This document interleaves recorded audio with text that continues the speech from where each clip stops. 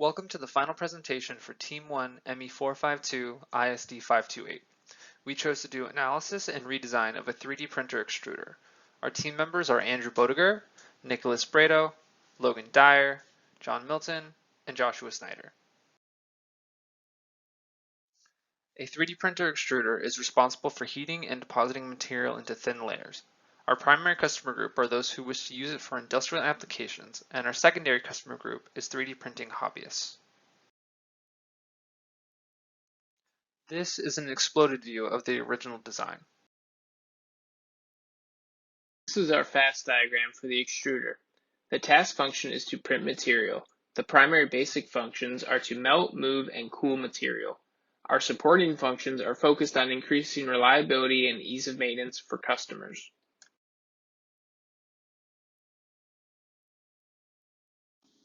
We map the terminal functions from the fast diagram to the design using a function component mapping matrix.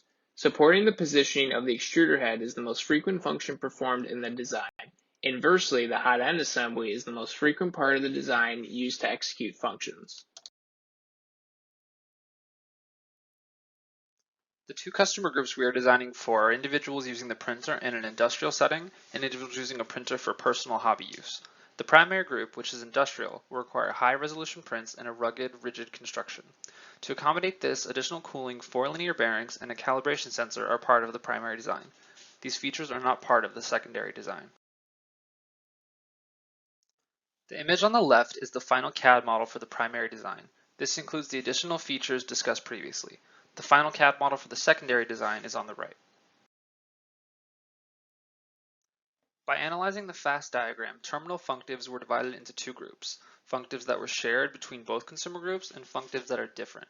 Enhanced motion control, calibration, and cooling are only necessary for the primary industrial users. Referencing the functive differentiation table alongside the BOM, platforms and modules were identified, as shown in the rightmost table.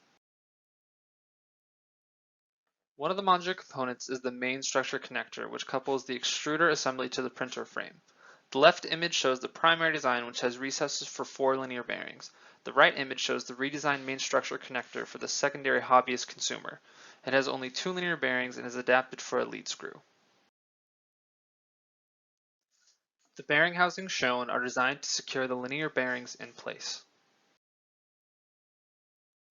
These parts are the modular components for industrial printing and are not part of the secondary design.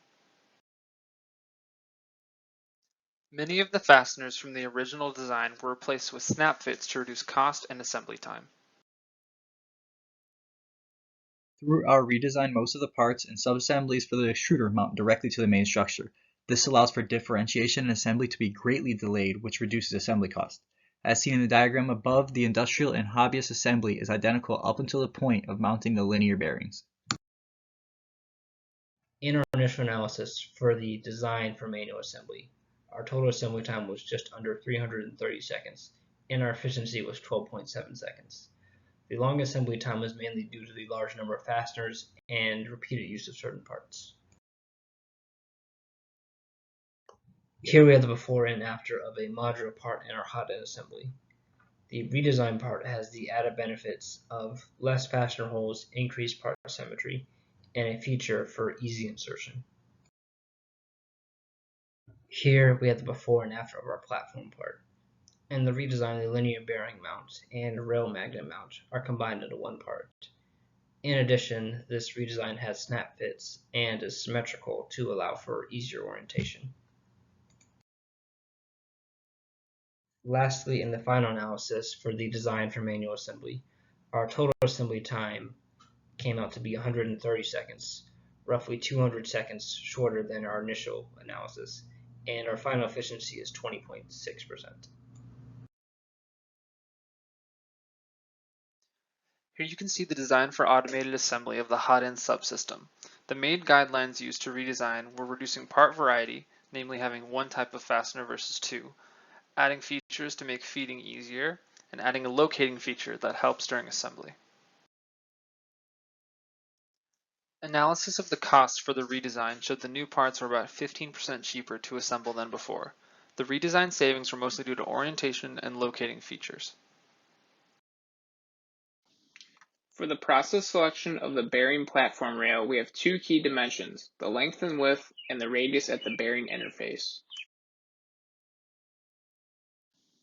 We selected the radius at the bearing interface as the critical dimension, since this affects the support positioning function the most.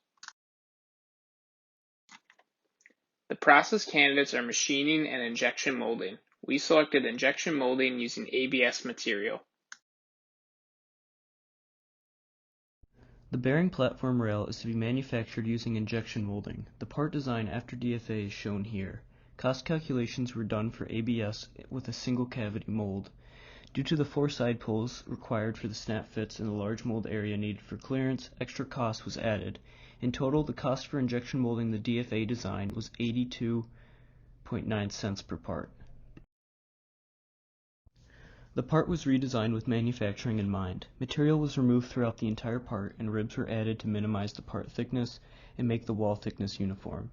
This can be seen on the bottom of the part where shallow ribbing was added and in the bearing pockets where substantial material was removed.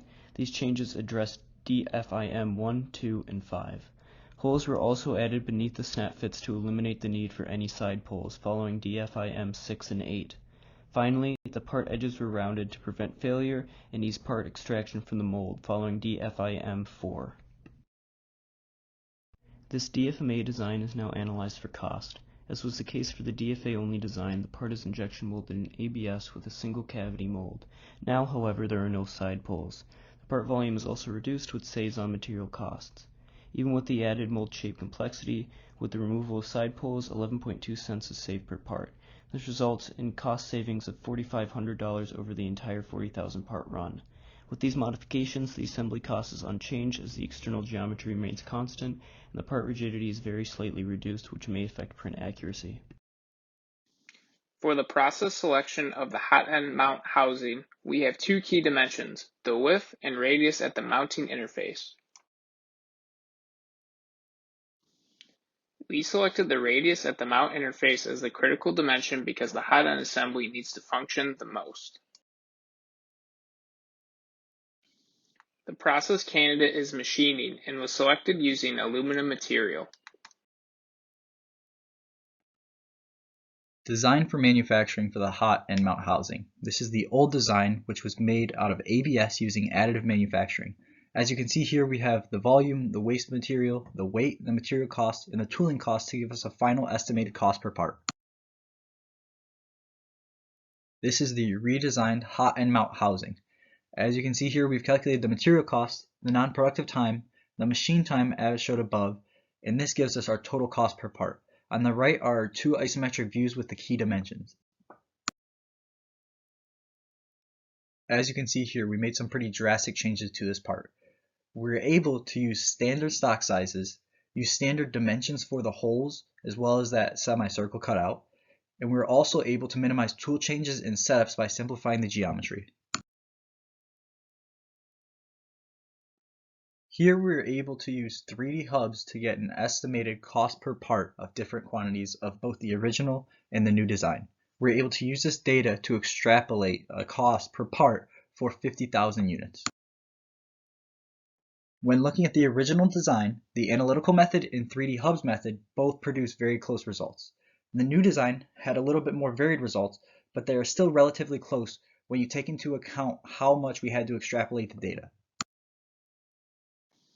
Our design of product service system is to have a subscription-based maintenance model. This improves reliability, reduces downtime, and provides a 15% discount for parts. This helps the environment by reducing premature unit waste, refurbishment and reuse of parts, and responsible recycling.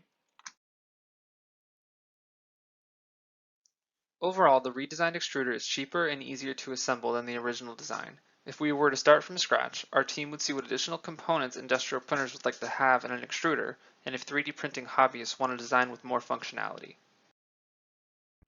Thank you for your time, and please contact our design team with any questions you may have.